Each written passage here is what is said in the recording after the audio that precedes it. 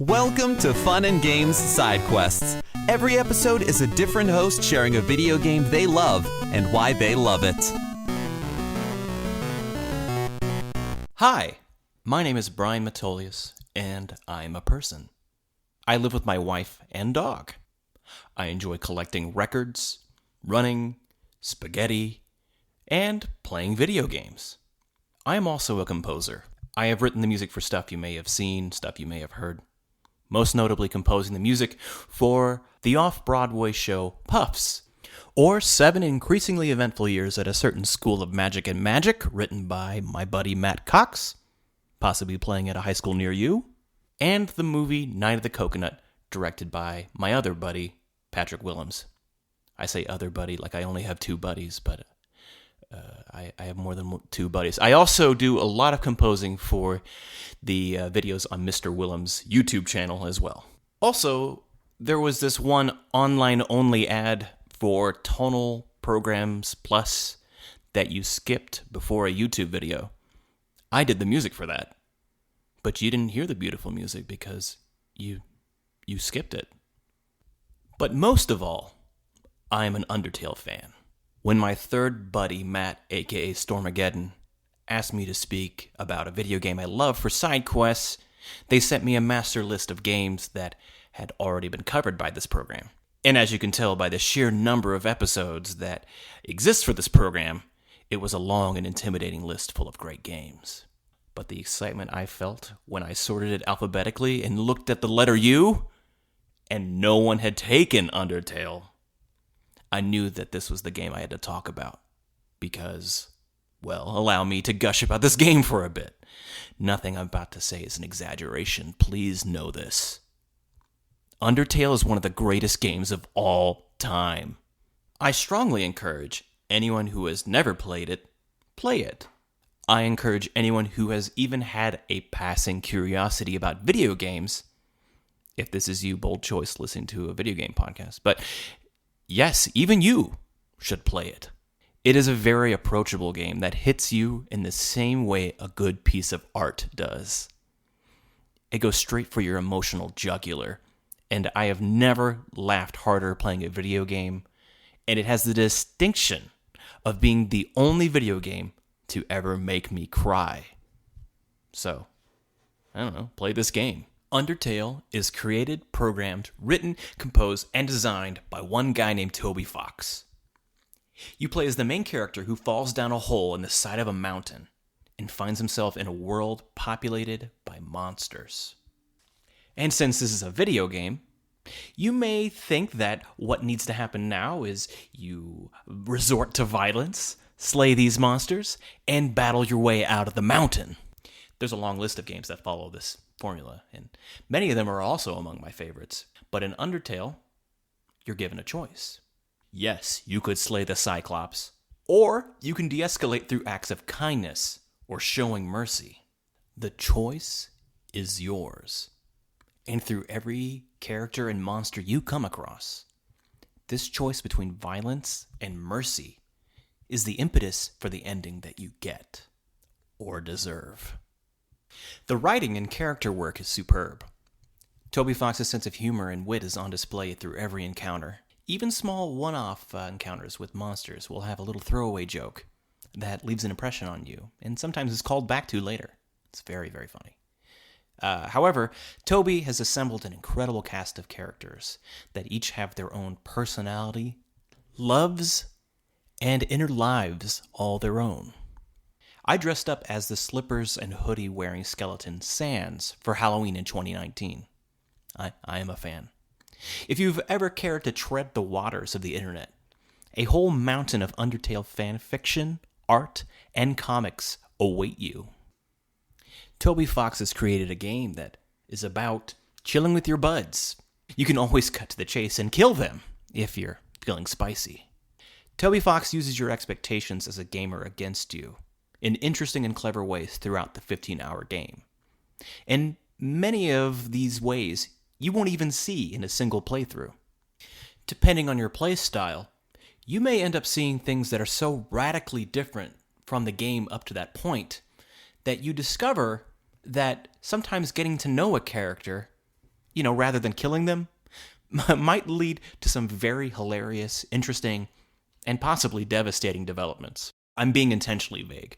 But let's just say that for a game like Undertale, that on its surface feels like a Japanese role-playing game in the vein of Earthbound, maybe early Final Fantasy games, the Paper Mario series, you can unlock moments that have more in common with dating and life simulators, opera, or slapstick comedy than any of those other video games.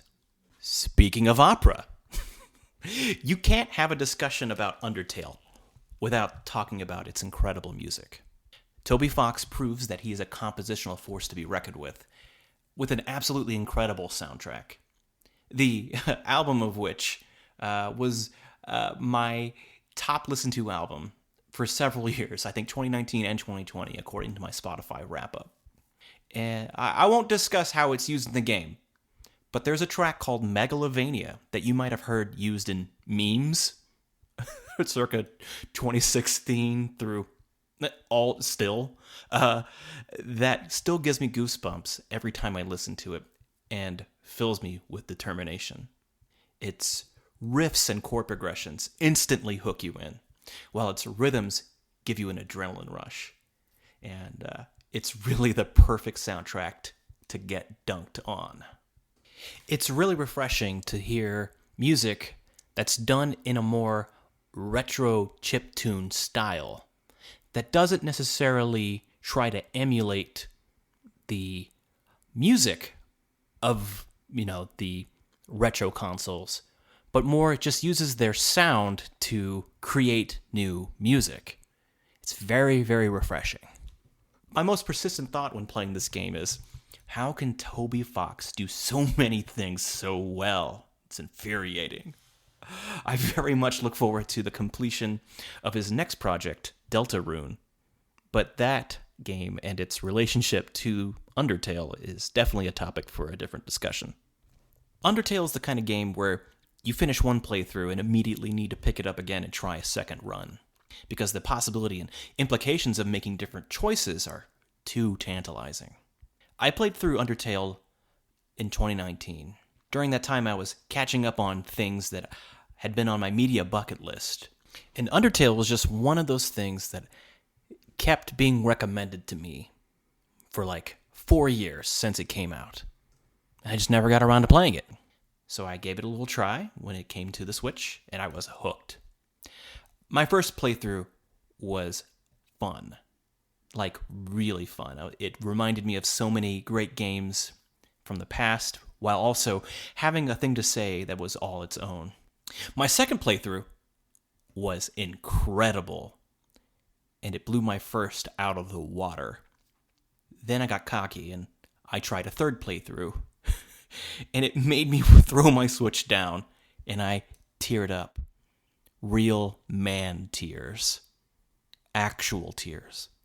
As it turns out, this is probably not a spoiler, but getting to know lovable and wonderful characters for 30 plus hours, only to turn around and kill them, was actually much harder than I thought.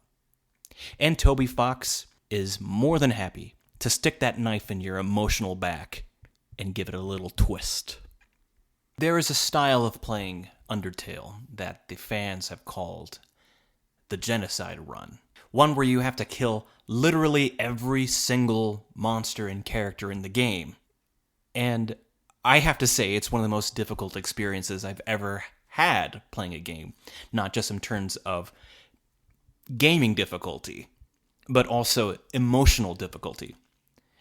Undertale, more than any other game, holds a mirror up to you and makes you realize that the biggest monster in this game, and in most games, is you. Undertale is available on Nintendo Switch, PC, PS4, PS Vita, and Xbox Series X, Xbox Series S, and Xbox One. Please play it. Happy gaming. Hey there, Screen Beans. Have you heard about Screen Snark? Rachel, this is an ad break. They aren't screen beans until they listen to the show. Fine. Potential screen beans. You like movies and TV shows, right? I mean, who doesn't? Screen Snark is a casual conversation about the movies and television shows that are shaping us as we live our everyday lives. That's right, Matt. We have a chat with at least one incredible guest every episode, hailing from all walks. We've interviewed chefs, Writers, costumers, musicians, yoga teachers, comedians, burlesque dancers, folks in the film and TV industry. and more. We'd be delighted for you to join us every other Monday on the Certain POV Podcast Network. Or wherever you get your podcasts, fresh and tasty off the presses. What? That's not. Can I call them screen beans now? Fine. Screen beans. So tune in and we'll see you at the movies or on a couch somewhere. 'Cause you're all screen beans now. CPOV. CertainPOV.com.